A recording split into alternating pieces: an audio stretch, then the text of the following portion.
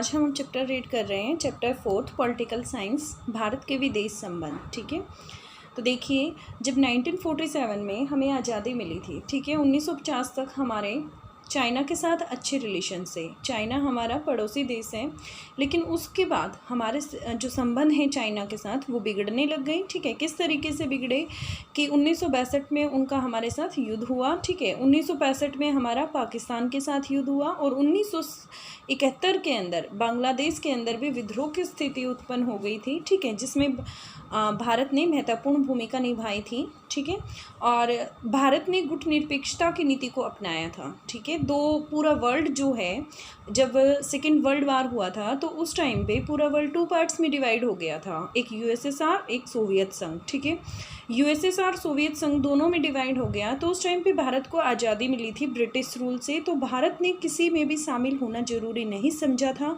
और उसने गुटनिरपेक्षता की नीति को अपनाया था। तो ये जो चैप्टर है ये इन्हीं से संबंधित है, यही तथ्य हम इस चैप्टर के अंदर स्टडी करेंगे। ओके, तो देखिए, अंतर्राष्ट्रीय संदर्भ। भारत बड़ी विकट और चुनौतीपूर्ण अंतर्राष्ट्रीय परिस्थितियों में आज़ाद हुआ। दुनिया के महायुद्ध की तबाही से अभी बाहर निकली थी और उसके सामने पुनर्निर्माण का सवाल प्रमुख था। एक अंतर्राष्ट्रीय संस्था बनाने के प्रयास हो रहे थे और उपनिवेशवाद की समाप्ति के फलस्वरूप दुनिया के नक्शे पर नए देश नमूरदार हो रहे थे। नए देशों के सामने लोकतंत्र कायम करने और अपनी जनता की भलाई करने की दोहरी चुनौती थी। स्वतंत्रता के तुरंत बाद भारत ने जो विदेश नीति अपनाई, उनमें हम इन सारी सरोकारों की झलक पाते हैं। ठीक है, जो विदेश नीति हमने बनाई थी वो हम देखेंगे। वैश्विक स्तर पर इन सरोकारों के अलावा भारत की कुछ अपनी चिंताएं भी थी। अंग्रेजी सरकार अपने पीछे अंतर्राष्ट्रीय विवादों की एक पूरी विरासत छोड़ गई थी। ठीक है, अंग्रेजी सरकार से हमें आज़ादी मिल गई थी, लेकिन पीछे हमारे पूरी झगड़ों की एक विरासत रह गई थी, क्योंकि हमारा बंटवारा हो गया था। बंटवारे के कारण अलग से दबाव पैदा हुआ, गरीबी मिटाने का काम सामने मुंह बाएं खड़ा था। कुल जमा इन संदर्भों के बीच भारत ने एक स्वतंत्र राज्य के रूप में अंतर्राष्ट्रीय मामलों में भागीदारी शुरू की। एक राष्ट्र के रूप में भारत का जन्म विश्व युद्ध की पृष्ठभूमि में हुआ था। विश्व युद्ध, जब हमारा द्वितीय विश्व युद्ध हुआ था 1939 से 1945 के बीच में, तो उसी टाइम पे भारत एक राष्ट्र के रूप में उभर कर सामने आया था। ऐसे में भारत ने अपनी विदेश नीति में अन्य सभी देशों की संप्रभुता का सम्मान करने और शांति कायम करके अपनी सुरक्षा सुनिश्चित करने का लक्ष्य सामने रखा। इस लक्ष्य की प्रतिध्वनि संविधान के प्रति नीति निर्देशक सिद्धांतों में सुनाई देती है।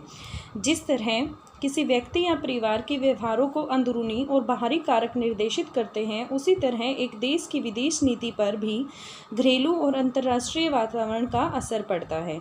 विकासशील देशों के पास अंतर्राष्ट्रीय व्यवस्था के भीतर अपने सरोकारों को पूरा करने के लिए जरूरी संसाधनों का अभाव होता है। देखिए, एक कोई भी विकासशील देश है, ठीक है, वो अपने अंदर ही रहकर सभी अपनी जो भी उसको ज़रूरत है उनकी पूर्ति नहीं कर सकता, वह विदेशों पर भी निर्भर होता है। और इसी तरीके से इसके चलते वे बड़े चढ़े देशों की अपेक्षा बड़े सीधे साधे लक्ष्यों को लेकर अपनी विदेश नीति तय करते हैं। ऐसे देशों का जोर इस बात पर होता है कि उनके पड़ोस में अमन चैन कायम रहे और विकास होता रहे। वो अपने पड़ोसी देशों, जो विकासशील देश हैं, वो दूसरे देशों के ऊपर तो निर्भर होते ही हैं, और इसी दौरान वो ये इतना एक्सपेक्टेशन उनकी होती है कि वो पड़ोसी देशों के साथ अपना अमन चैन कायम रखें और उनका विकास होता रहे। इसके अतिरिक्त विकासशील देश आर्थिक और सुरक्षा की दृष्टि से ज़्यादा ताकतवर देशों पर निर्भर होते हैं। इस निर्भरता का भी उनकी विदेश नीति पर जब तक असर पड़ता है। दूसरे विश्व युद्ध के तुरंत बाद के दौर में अनेक विकासशील देशों ने ताकतवर देशों की मर्जी को ध्यान में रखकर अपनी विदेश नीति अपनाई, क्योंकि इन देशों से उन्हें अनुदान अथवा कर्ज मिल रहा था। इस वजह से दुनिया के विभिन्न देशों 2 खेमों में बट गए। ठीक है, 1945 के बाद जो हमारा शीत युद्ध का दौर शुरू हुआ था, उसमें पूरा विश्व जो है वो 2 खेमों में विभाजित हो गया था। एक खेमा संयुक्त राज्य अमेरिका और उसके समर्थक देशों के प्रभाव में रहा, तो दूसरा खेमा जो था वो सोवियत संघ के प्रभाव में। आपने इनके बारे में समकालीन विश्व राजनीतिक नामक किताब में पढ़ा होगा, ठीक है। जो आपकी बुक है समकालीन विश्व राजनीति, उसमें आपको कोल्ड वार से संबंधित बताया है मैंने, ठीक है।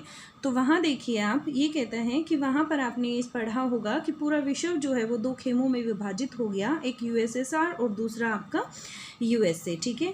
इस किताब में पढ़ चुके हैं कि शीत युद्ध के बाद अंतर्राष्ट्रीय संबंधों का संदर्भ पूरी तरह बदल गया। बहरहाल जब भारत आज़ाद हुआ था, अपनी विदेश नीति तैयार कर रहा था, तब शीत युद्ध शुरू हुआ था और दुनिया बड़ी तेज़ी से दो खेमों में बढ़ती जा रही थी। पूरा जो वर्ल्ड है वो 2 पार्ट्स में डिवाइड होता जा रहा था, ठीक है। और उसी टाइम पर हम अपनी विदेश नीति को प्रिपेयर कर रहे थे, बना रहे थे। क्लियर। फिर देखिए उसके बाद ये कहता है 1950 से 1960 के दशक की विश्व राजनीति में भारत इन दोनों में से किसी भी खेमे में शामिल नहीं हुआ। क्या आपने विदेश नीति को शांतिपूर्ण ढंग से लागू करने और अंतर्राष्ट्रीय झगड़ों से बचे रहने में सफल रहा?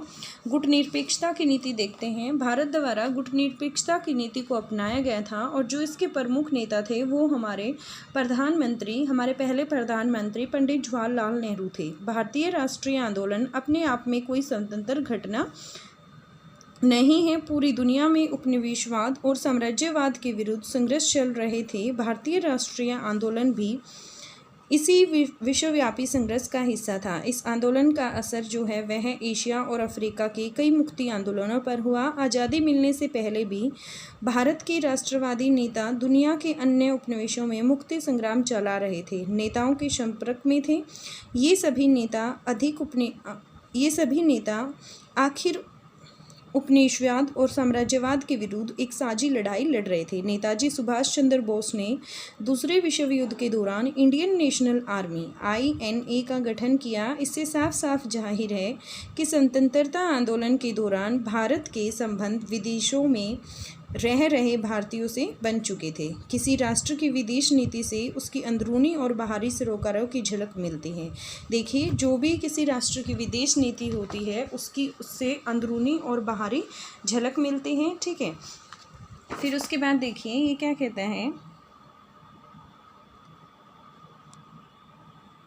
भारत का स्वतंत्रता आंदोलन जिन उदात्त विचारों से प्रेरित था उनका असर भारत की विदेश नीति पर भी पड़ा। बहरहाल भारत को जिस वक्त आज़ादी हासिल हुई थी उस समय शीत युद्ध का दौर भी शुरू हो चुका था। आप समकालीन विश्व राजनीति की किताब के पहले अध्याय में पढ़ चुके हैं कि शीत युद्ध के दौर में दुनिया देश के 2 खेमों में बंट रहे थे। एक खेमे का अगुवा संयुक्त राज्य अमेरिका कर रहा था और दूसरे का संयुक्त सोवियत संघ कर रहा था। दोनों खेमों के बीच विश्व स्तर पर आर्थिक, राजनीतिक और सैन्य टकराव जारी था। इसी दौर में संयुक्त राष्ट्र संघ भी अस्तित्व में आया। परमाणु हथियारों का निर्माण हुआ। चीन में कम्युनिस्ट शासन की स्थापना हुई। औपनिवेशीकरण की प्रक्रिया भी इस दौर में आरंभ हुई। भारत के नेताओं को अपने राष्ट्रीय हित इस संदर्भ में दायरे में साधन थे। नेहरू की भूमिका देखिए। भारत के पहले प्रधानमंत्री जवाहरलाल नेहरू ने राष्ट्रीय एजेंडा तय करने में निर्णायक भूमिका निभाई। वे प्रधानमंत्री के साथ साथ हमारे विदेश मंत्री भी थे। प्रधानमंत्री और विदेश मंत्री के रूप में उन्होंने 1946 से 1964 तक उन्होंने भारत की विदेश नीति की रचना और क्रियान्वयन पर गहरा प्रभाव डाला। नेहरू की विदेश नीति के 3 बड़े उद्देश्य थे: कठिन संघर्ष से प्राप्त संप्रभुता को बचाए रखना, हमारी जो क्षेत्रीय अखंडता है उसे बनाए रखना और तेज रफ्तार से आर्थिक विकास करना। नेहरू इन उद्देश्यों को गुटनिरपेक्षता की नीति अपनाकर हासिल करना चाहते थे। उन दिनों देश में कुछ पार्टियां और समूह ऐसी भी थे जिनका मानना था कि भारत को अमेरिकी खेमे के साथ ज़्यादा नज़दीकी बढ़ानी चाहिए, क्योंकि इस खेमे की प्रतिष्ठा लोकतंत्र के हिमायती रूप में है। इस धारा पर सोचने वाले डॉक्टर भीमराव अंबेडकर भी शामिल थे। साम्यवाद के विरोधी कुछ राजनीतिक पार्टियां भी चाहती थी कि भारत अपनी विदेश नीति अमेरिका के पक्ष में बनाए। ऐसे दलों में भारतीय जनसंघ और स्वतंत्र पार्टी प्रमुख थे, लेकिन विदेश नीति को तैयार करने के मामले में नेहरू को खासी बढ़त हासिल हुई थी। देखिए, हमारे कुछ नेता ऐसे थे उस समय पे जो ये चाहते थे कि मतलब हम जो हैं वो यूएसए की तरफ, यूएसए को सपोर्ट करें, यूएसए का जो खेमा है उसमें सम्मिलित हो जाए। आपको पता है पूरा जो विश्व है वो 2 खेमों में विभाजित हो गया था, एक यूएसए में एंड दूसरा यूएसएसआर में, सोवियत संघ में।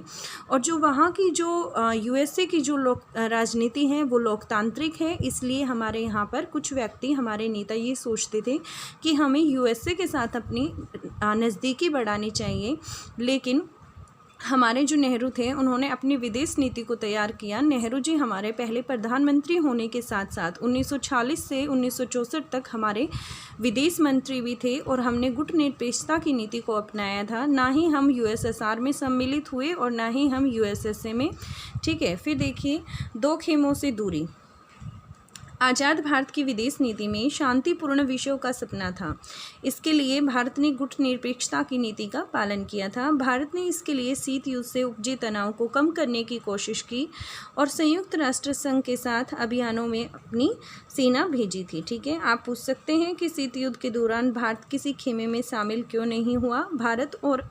भारत अमेरिका और सोवियत संघ की अगुवाई वाले सैन्य गठबंधनों को अपने से दूर रखना चाहता था। समकालीन विश्व राजनीति की किताब में आप पढ़ चुके हैं कि शीत युद्ध के समय अमेरिका ने उत्तर अटलांटिक संधि संगठन, जिसे नाटो का नाम दिया गया है, नॉर्थ अटलांटिक ट्रीटी ऑर्गेनाइजेशन इसकी फुल फॉर्म है, नाटो इसे बोलते हैं, और सोवियत संघ ने इसके जवाब में वार्सा पैक्ट नामक संधि का संगठन किया था। यूएसए की तरफ से नाटो और सोवियत संघ की तरफ से वार्सा पैक्ट, दो संधियां हुई थी। भारत ने गुटनिरपेक्षता की नीति को आदर्श माना। संतुलन साधने की ये कठिन कोशिश थी और कभी कभी संतुलन बहुत कुछ नहीं भी सध पाता था। 1956 में जब ब्रिटेन ने स्वेज नहर के मामले को लेकर मिस्र पर आक्रमण किया, भारत ने इस नव उपनिवेशिक हमले के विश्वव्यापी विरोध की अगुवाई की। इसी साल सोवियत संघ ने हंगरी पर आक्रमण किया था, लेकिन भारत ने सोवियत संघ के इस कदम की सार्वजनिक निंदा नहीं की। ऐसी स्थिति के बावजूद कमोबेश भारत ने अंतर्राष्ट्रीय मामलों पर स्वतंत्र रवैया अपनाया। उसने दोनों खेमों के देशों ने सहायता और अनुदान दिए। फिर उसके बाद देखिए, भारत अभी बाकी विकासशील देशों को गुटनिरपेक्षता की नीति के बारे में आश्वस्त करने लगा था कि पाकिस्तान अमेरिकी नेतृत्व वाले सैन्य गठबंधन में शामिल हो गया है। इस वजह से 1950 के दशक में भारतीय अमेरिकी संबंधों में खटास पैदा हो गई। अमेरिका सोवियत संघ से भारत की बढ़ती हुई दोस्ती को लेकर भी नाराज था। आपने पिछले अध्याय में पढ़ा, भारत ने नियोजित विकास की रणनीति अपनाई थी और इस नीति में जोर आयात को कम करने पर था। इसमें संसाधन आधार तैयार करने पर जोर दिया गया था। इसके परिणाम स्वरूप निर्यात के मामले में भी प्रगति बड़ी सीमित थी। विकास की इस राजनीति के कारण बाहरी दुनिया से भारत का आर्थिक लेन देन बड़ा सीमित था।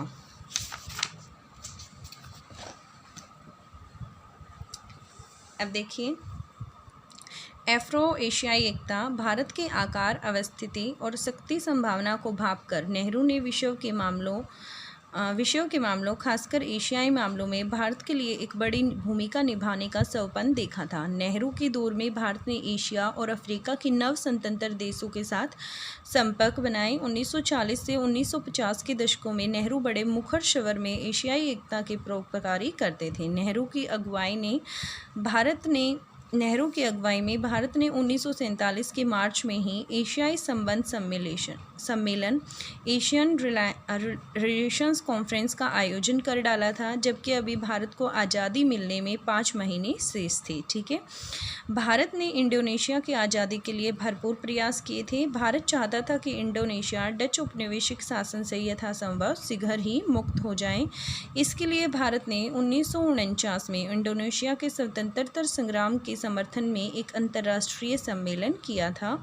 इंडोनेशिया को काफ़ी सपोर्ट किया था इंडिया ने, और भारत ये चाहता था कि जो इंडोनेशिया जैसे हमारे यहाँ पर ब्रिटिश रूल कर रहे थे, वहाँ पे जो उपनिवेशिक शासन था वो डच का था और शीघ्र ही इंडोनेशिया स्वतंत्रता प्राप्त कर ले। इसलिए भारत ने 1949 में इंडोनेशिया का समर्थन किया था। भारत उपनिवेशीकरण की प्रक्रिया का प्रबल समर्थक था और उसने पूरी दृढ़ता से नस्लवाद का, खासकर दक्षिण अफ्रीका में जारी रंगभेद का विरोध किया। इंडोनेशिया के एक शहर बाडुंग में एफ्रो एशिया सम्मेलन 1955 में हुआ। आमतौर पर इस बाडुंग सम्मेलन के नाम से इसे जाना जाता है। अफ्रीका और एशिया के नवस्वतंत्र देशों के साथ भारत के बढ़ते संपर्क का यह चरम बिंदु था। बाडुंग सम्मेलन में ही गुटनिरपेक्ष आंदोलन की नींव पड़ी। गुटनिरपेक्ष आंदोलन का पहला सम्मेलन 1961 के सितंबर में बेलग्रेड में हुआ था। गुटनिरपेक्ष आंदोलन की स्थापना में नेहरू की महती भूमिका रही है। ठीक है, अब देखिए, नेक्स्ट पॉइंट, चीन के साथ शांति और जो हमारा संघर्ष हुआ था उसके संबंधित तथ्यों को हम पढ़ते हैं। पाकिस्तान के साथ अपने संबंधों के विपरीत आज़ाद भारत ने चीन के साथ अपने रिश्तों को शुरुआत बड़े दोस्ताना ढंग से की थी। चीनी क्रांति 1949 में हुई। इस क्रांति के बाद भारत और चीन की कम्युनिस्ट सरकार को मान्यता देने वाले पहले देशों में से एक था। जो चाइना की क्रांति 1949 में हुई थी तो उसमें जो उनकी कम्युनिस्ट सरकार थी उसको मान्यता देने वाले देशों में से भारत एक था। पश्चिमी प्रभुत्व के चंगुल से निकलने वाले इस देश को लेकर नेहरू के हृदय में गहरे भाव थे और उन्होंने अंतर्राष्ट्रीय फलक पर इस सरकार की मदद की थी। नेहरू के कुछ सहयोगी मसलन सरदार वल्लभ भाई पटेल को आशंका थी कि आगामी दिनों में चीन भारत पर चढ़ाई कर सकता है, लेकिन नेहरू सोच रहे थे कि भारत पर चीन के आक्रमण की संभावना दूर दूर तक नहीं है। बहुत दिनों में भारत की चीन से लगती सीमा पर सेना की बजाय अर्धसैनिक बल रखवाली कर रहे थे। शांतिपूर्ण सह अस्तित्व के 5 सिद्धांतों यानी पंचशील की घोषणा भारत के प्रधानमंत्री नेहरू और चीन के प्रमुख चाओ इन एन लाई ने संयुक्त रूप से 29 अप्रैल 1954 में की थी। दोनों देशों के बीच मजबूत संबंध की दिशा में यह अगला कदम था। भारत और चीन के नेता एक दूसरे के देश का दौरा करते थे और उनके स्वागत में भीड़ जुटती थी। चीन का आक्रमण 1962 में हुआ। चीन के साथ भारत के इस दोस्ताना रिश्ते में 2 कारणों से खटास आई। चीन 1950 में तिब्बत पर कब्जा कर लिया। चीन ने 1950 में तिब्बत पर कब्जा कर लिया। इससे भारत और चीन के बीच ऐतिहासिक रूप से जो एक मध्यवर्ती राज्य बना चला जा रहा था वह खत्म हो गया। शुरू में भारत सरकार ने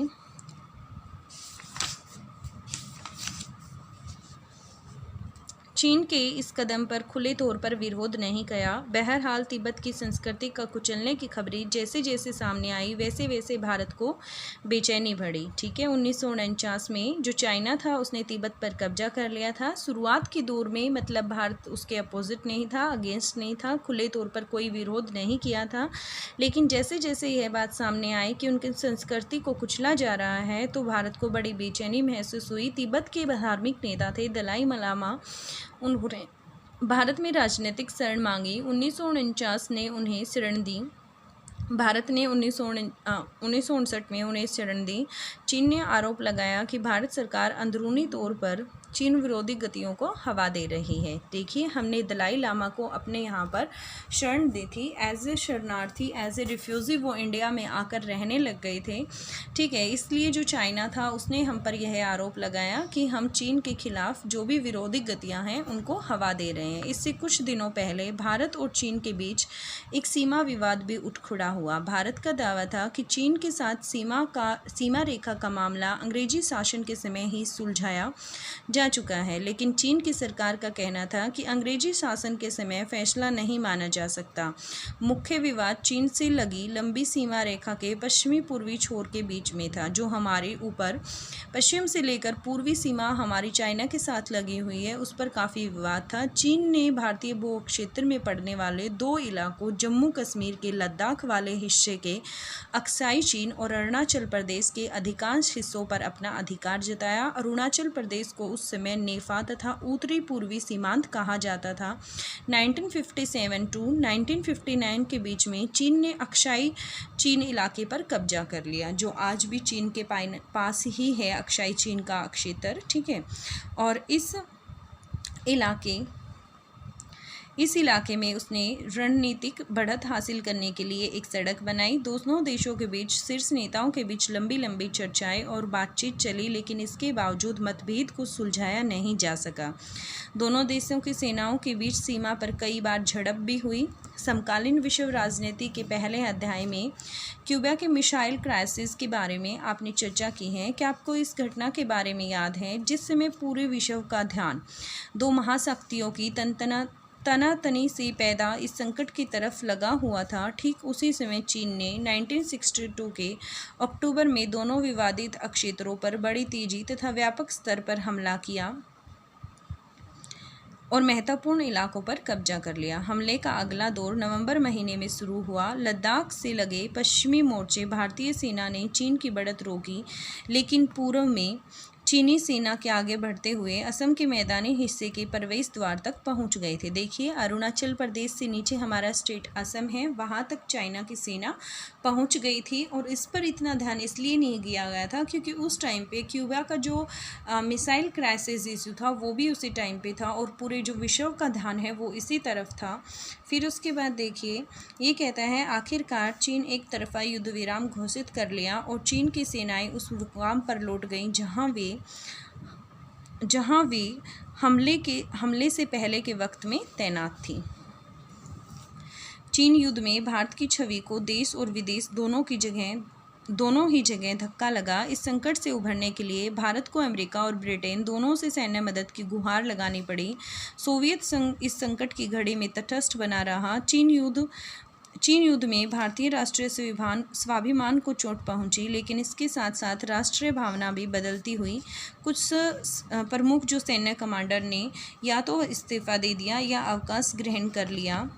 नेहरू की नज़दीकी सहयोगी और तत्कालीन रक्षा मंत्री वी.के. कृष्णन मेनन को भी मंत्रिमंडल छोड़ना पड़ा। नेहरू की छवि भी थोड़ी धूमिल हो गई। चीन के इरादों को समय रहते न भांप सकने और सैन्य तैयारी न कर पाने को लेकर चीन की बड़ी आलोचना हुई। इसी पहली बार उनकी सरकार के खिलाफ अविश्वास प्रस्ताव लाया गया और लोकसभा में इसकी बहस हुई। इसकी तुरंत बाद कांग्रेस ने कुछ महत्वपूर्ण उपचुनाव में पटखनी खाई और देश का राजनीतिक मानस बदलने लगा। भारत